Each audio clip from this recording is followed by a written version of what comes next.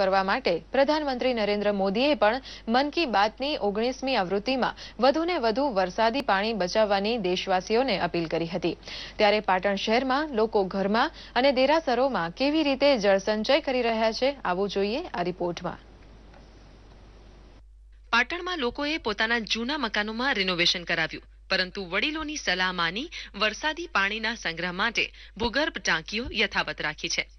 પાટણના સોનીવાડમાં રહેતા સંજયભાઈ સોનીને ત્યાં 150 વર્ષ જૂના વરસાદી પાણીના ટાંકાનો ઉપયોગ થાય છે અને ગૃહિણીઓ 12 માસ પીવા માટે અને રસોઈ માટે આ જ વરસાદી પાણીનો ઉપયોગ કરે છે, જેથી ડાયરિયા, હાડકા જકડાવવા, પથરી અથવા અન્ય પાણીજન્ય રોગ થતા નથી।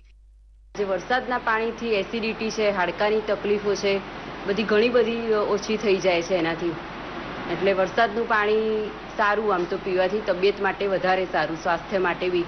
પાટણ શહેરમાં અસંખ્ય દેરાસરો આવેલા છે, જે પૈકીના એક ખ્યાતનામ પંચાસર દેરાસરની વાત કરીએ તો આખા વર્ષ દરમિયાન ભગવાનની પૂજા વરસાદી પાણીથી થાય છે।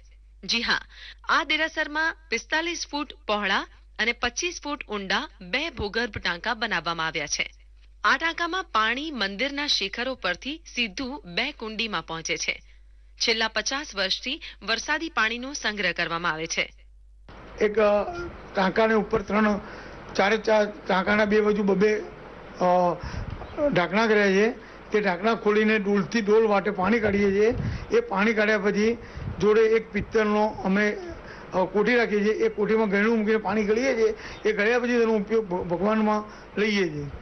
ટેરેસમાં વરસાદી પાણી ભેગું થાય અને એના જે હોલ હોય એ ખોલી દેવામાં આવે, પછી નીચે ટાંકામાં એ બધું જ પાણી સંગ્રહ થાય, એટલે પાણીમાં કોઈ બેક્ટેરિયા કે પાણીમાં કોઈ કશું બી જીવાત કશું પડવાની કોઈ સંભવતા જ નથી। આ તરફ પાટણ જિલ્લાના હારીજ તાલુકાના નાના એવા એકલવા ગામે પણ મોતી ફાઉન્ડેશનની મદદથી માત્ર 8,000 રૂપિયામાં ઘરમાં ભૂગર્ભ ટાંકું બનાવી તેનો ઉપયોગ કરતા થયા છે। જ્યારે આ સૂકા વિસ્તારમાં અન્ય લોકો પાણી માટે ફાંફા મારતા હોય છે, ત્યારે એકલવા ગામના લોકો નજીવા ખર્ચે રણમાં મીઠી વેરડી સમાન જળ સ્ત્રોત મેળવી રહ્યા છે। વરસાદનું પહેલું પાણી આવે એટલે અડધો કલાક પાણી બહાર જાય દે, બાકીનું બધું જ પાણી એ હોજમાં સંગ્રહ કરે છે અને આ પાણીનો આખો વર્ષ એ પીવા માટે અને રોધવા માટે એનો ઉપયોગ કરે છે। વરસાદી પાણીના સ્ત્રોતનો બગાડ ન થાય અને તેનો સંગ્રહ થાય તે માટે મોદી સરકાર કટિબદ્ધ બની છે। ત્યારે પાટણવાસીઓએ પણ મોદી સરકારના પ્રયાસને વધાવ્યો છે।